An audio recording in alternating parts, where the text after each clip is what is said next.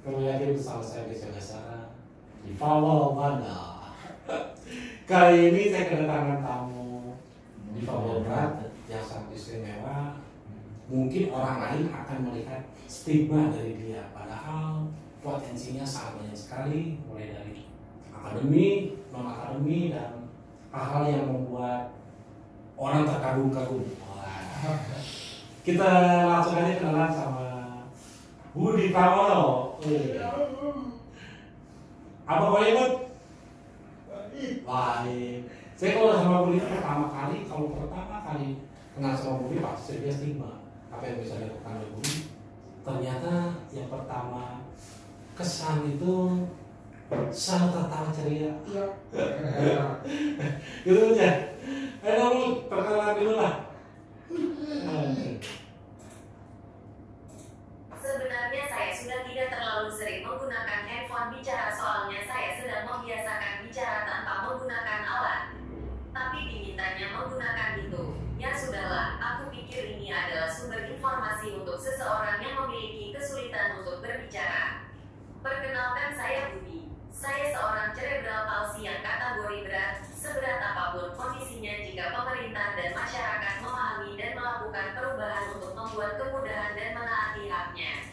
Banyak orang yang paham dan tahu, tapi tidak melakukan perubahan itu karena keegoisannya dengan alasan dana, kondisi tanah dan lingkungan, padahal dana bisa dikurangi, kondisi tanah dan bisa diakali.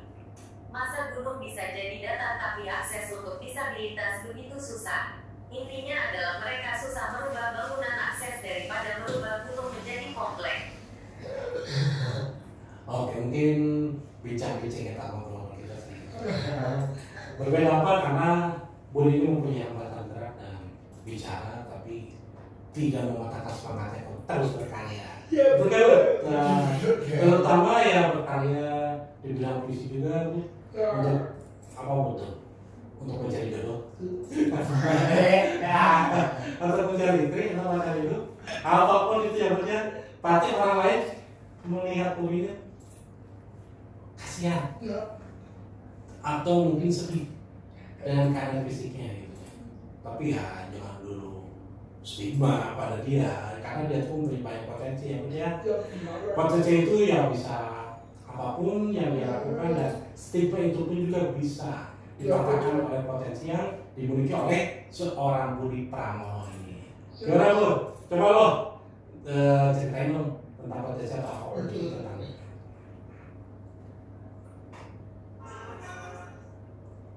Jawabannya simpel saja, disebabkan karena takdir dari Allah.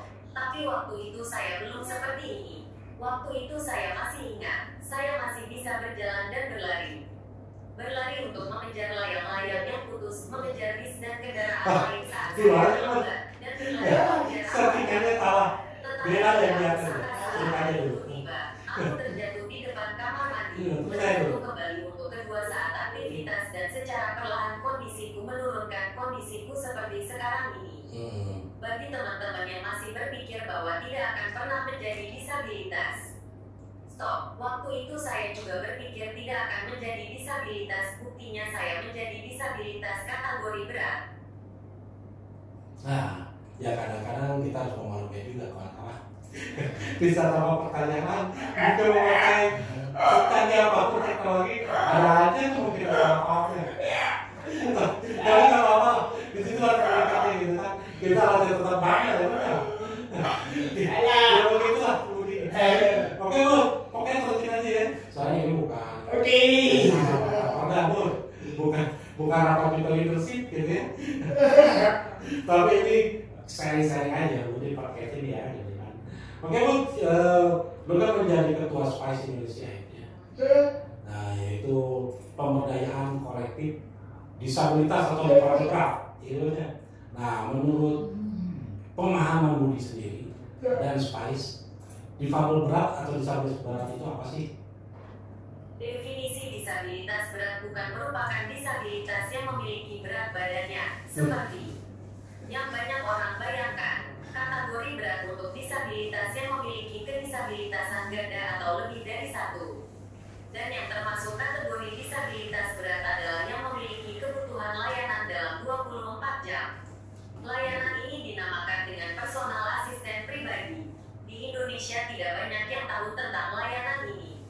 Mungkin orang berpikir bahwa personal asisten yang membantu atasannya di kantor. Hampir sama dengan itu. Bedanya adalah fungsinya. Mereka yang menjadi personal asisten pribadi bagi para disabilitas akan menggantikan fungsi gerak di tubuhnya.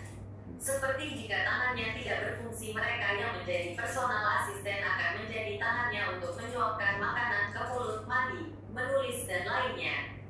Jika kakinya tidak berfungsi, mereka akan menjadi kakinya dan mendorongnya untuk jalan-jalan. Namun di Indonesia belum ada layanan ini dan lebih mengandalkan keluarga yang menjadi personal asisten. Padahal pasti keluarganya sewaktu-waktu akan ada kepentingan pribadi atau tidak bisa menjadi personal asisten karena sakit. Kebutuhan yang lainnya selain layanan personal asisten pribadi adalah ada banyak disabilitas berat yang membutuhkan pampers karena mereka kesulitan untuk ke kamar mandi dan beberapa orang yang tidak bisa merasakan dingin buang air kecil. Obat-obatan karena disabilitas berat rawan untuk terkena penyakit terutama decubitus dan gugur bayi karena beberapa disabilitas berat tidak bisa mengunyah makanan dan masih banyak kebutuhan. Menjadi disabilitas berat harus siap-siap untuk mahal. Nah, itu penjelasan dari difabel atau disabilitas berat. Harus simak cara pengakuannya supaya paham tuh. Soalnya kalau nggak paham, nanti orang-orang mengira kita itu ya susah untuk dibawa interaksi dengan lingkungan atau bersosialisasi dengan masyarakat gitu kan. Yang ada stigma nggak harus temen, stigma dulu sampai kontak lah. Stigma latihan zaman dulu lah, yang harus dihilang gitu kan. Karena saya stigma, tapi mungkin dengan penjelasan berat tadi dari Budi, orang-orang akan lebih paham lagi kenapa sih personal asisten itu sangat penting bagi difabel atau disabilitas berat gitu kan. Terlebih lagi untuk beraktivitas ya kan, dengan lingkungan gitu, bersosialisasi dengan masyarakat agar hidup tumbuh gitu kan, maju dan berkembang. Betul nggak, Bu? Ya. Maka dari itu ya saya barangkali pada kawan-kawan selalu siap dengan menerima apapun kondisi kedisabilitasan seperti Budi gitu kan di dalam lingkungan. Dan kita harus benar-benar sabar untuk melakukan aktivitas tersebut. Gini Bu, tadi dikatakan biaya hidup itu sangat mahal ya. Itu khusus di Papua, terutama di Papua berat. Contoh, kalau kita akan berpergian naik transportasi publik, kalau di Papua biasa, kalau di Papua biasanya cukup 20.000 atau 15.000 gitu kan, untuk pakai angkutan kota, bis atau mungkin Gojek. Tapi gimana dengan kita ini? Yang di Papua berat harus mengeluarkan biaya jauh lebih mahal, berkali-kali lipat itu kamu. Lancar bisa membuat kita terhambat untuk masa potensi, berinteraksi dan bersosialisasi.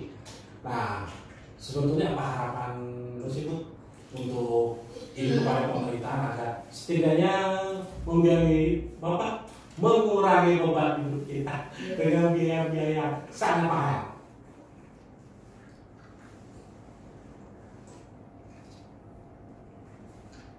Mumpung lagi di sini di dekat kantor Grab Online, yuk kita ke sana.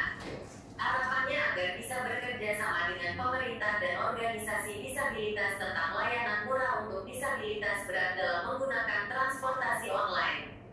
Sebab disabilitas berat tidak bisa menggunakan ojek atau angkutan umum karena membawa kursi roda harus menyeimbangkan posisi duduk, harus diangkat dan harus membawa personal asisten dan sebagainya. Berbeda dengan disabilitas ringan yang bisa menggunakan ojek atau angkutan umum. Apakah nanti ada kecemburuan sosial antara disabilitas berat dan ringan? Katanya mau inklusi, otomatis tidak akan ada kecemburuan sosial. Oh, kecemburuan sosial. Sensitif banget sih, betul, tapi betul juga. Tapi ya mudah-mudahan masyarakat umum bisa memahami, mengerti ya, ya tentang kecemburuan sosial ini kayaknya tidak tepat. Kalau kita diberikan sedikit dari pemerintah untuk mengurangi beban biaya hidup, itu kan masalah ini sangat banget gitu kan. Dan juga kita merasa kesulitan untuk melakukan apa yang ingin kita lakukan. Ya makanya ada biaya, gitu kan. Nah, untuk mematakan stigma yang dari masyarakat kepada seorang Budi Pramono gitu kan, agar mereka tidak mengasihani Budi tapi menghargai karya dan potensi Budi. Nah, apa aja itu yang lo bisa lakukan dengan karya-karya yang pernah lo buat?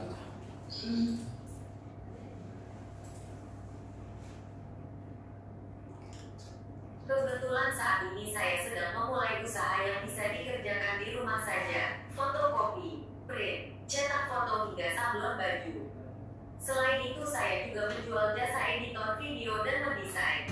Sebelum itu saya juga pernah jual beli online hingga setting set-top box Android. Sebelum saya memiliki kondisi seperti ini, saya adalah anak teater dan pernah menerbitkan buku bareng teman dan bareng dengan beberapa komunitas. Kalau diceritakan semuanya, mungkin sampai besok selesainya. Wah, keren. Oh iya, karya Budi adalah Budi yang pakai baju gambar Budi. Nah ini baju karya dia, gitu kan. Dan percetakannya juga. Ada satu lagi, tolong ambil dong, Kak baju yang oke, ada satu orang lain dari Budi juga, baju untuk saya gitu ya. Tunggu sebentar.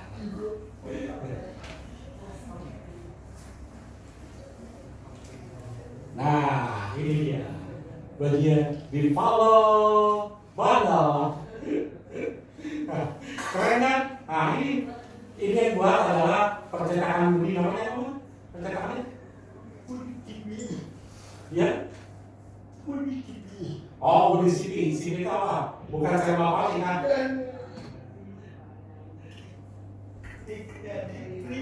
Oh, Creative Parenting. Itulah nama dari percetakan Budi. Mungkin orang-orang yang bisa pesan ke Budi pasti harganya lebih murah, lebih keren lagi hasilnya tentunya. Dan mudah-mudahan kita akan terus kerja sama gitu. Semoga aja. Oke, Bud. Soalnya Budi tidak bisa lakukan apa-apa, dan mungkin itu karena stigma aja ya.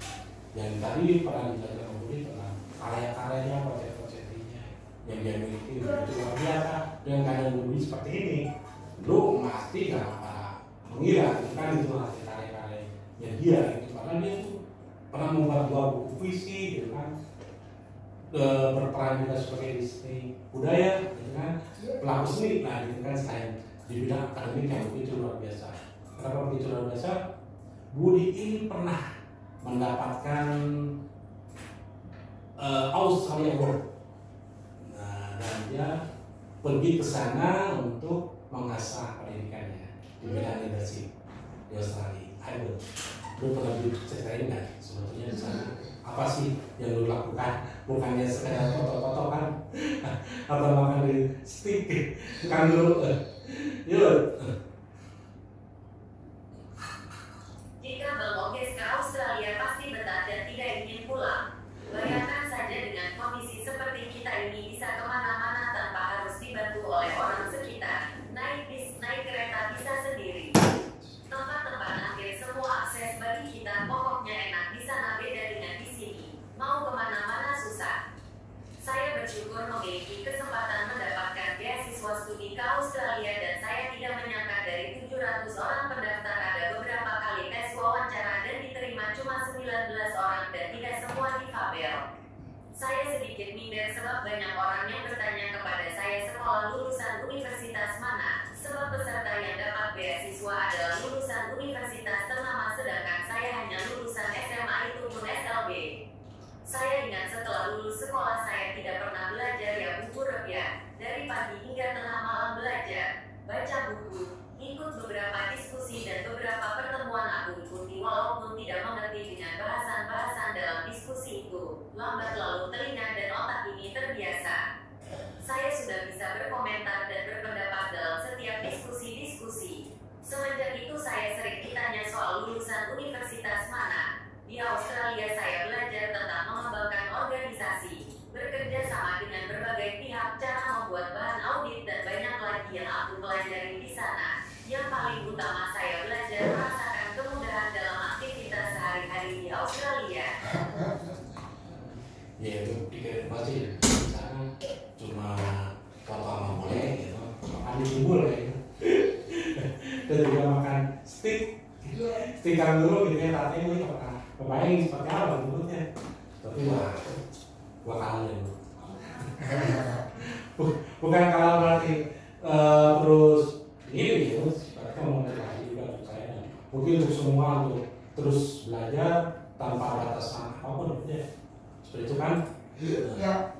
Keren-keren buat. Jadi buat ini mau sih. Kok bisa dapat beasiswa dari Australia gitu kan? Padahal dengan keadaan seperti ini gitu. Jadi lu bisa cari ya.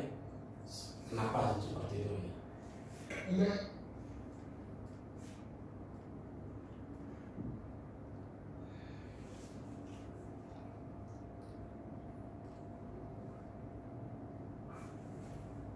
Tuhan tidak pernah menciptakan sesuatu yang sia-sia, dan Tuhan tidak ingin makhluknya menyerah pada keadaan. Ada pesan Tuhan yang berbunyi, pasti Bang Oges tahu juga pesan itu. Aku tidak akan pernah merubah sesuatu sebelum makhlukku yang merubah itu sendiri. Itu artinya adalah kesuksesan, kebahagiaan tergantung pada usaha kita sendiri tanpa harus melihat kondisi. Kesempatan sudah diberikan oleh Allah dan tinggal diri kita yang melihat kesempatan itu untuk bisa kita perjuangkan. Betul banget. Setuju banget.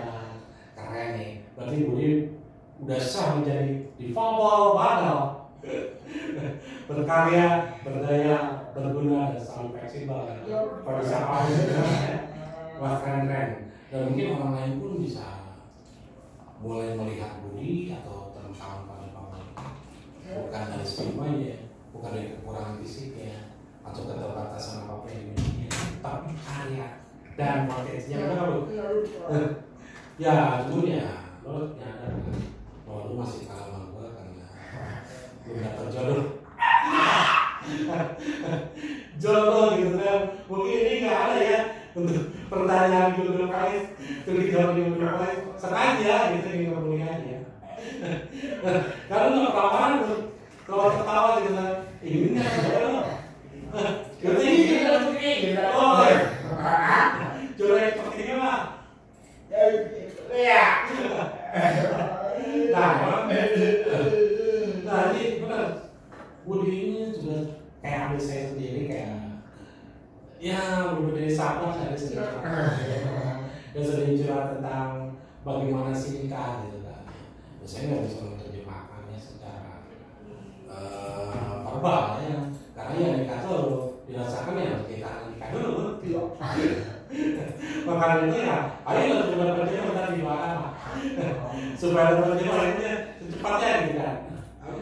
Nah ini seperti yang tadi saya katakan dari awal, obrolan kita itu sangat unik karena sama yang lain karena keterbatasan bicara Budi tidak menghambat dia untuk terus menjadi seseorang yang berguna bermanfaat berkaya gitu. Jadi ya tidak ada salahnya dalam acara apapun, dalam event apapun menceritakan seorang Budi Pramono gitu, atau kawan-kawan seperti Budi ini gitu. Itu tidak akan membuat kita merasa gimana ya, masuk surat atau terbebani. Yang penting kita harus diberikan aja memperoleh kesamaan kesempatan. Ya, di kita beri ikut serta pun dalam apapun eventnya kita harus merasa nyaman gitu kan, harus mengerti juga kita ada disabilitas seseorang gitu yang dimiliki dan harus dikondisikan dengan tersebut gitu. Yang mudah-mudahan ke depannya itu kita bisa cari-cari dia. Makasih banyak Budi Pramono udah di follow ini gitu kan. Ya mudah-mudahan pokoknya cepat dapat jodoh dunia akhirat. Tetap semangat ya Pak ya, harus tetap semangat dan tetap menginspirasi dan tetap memberikan apa ya, inspirasinya kalau kita sih 20% udah inspirasi. Yang paling utama kita tetap ingin mendapatkan memperoleh kesamaan kesempatan yang sekarang. Ya paling sekian dulu dari kami Oges Suara dan Budi Pramono. Mudah-mudahan ke depan ada lain waktu lagi untuk episode keduanya tentang jodoh. Oke deh, kalau kalian bawa disabilitas, mungkin semangat terbatas dan tetaplah menjadi difabel bandel. berkarya, berdaya, berguna, dan festival. Assalamualaikum warahmatullahi wabarakatuh.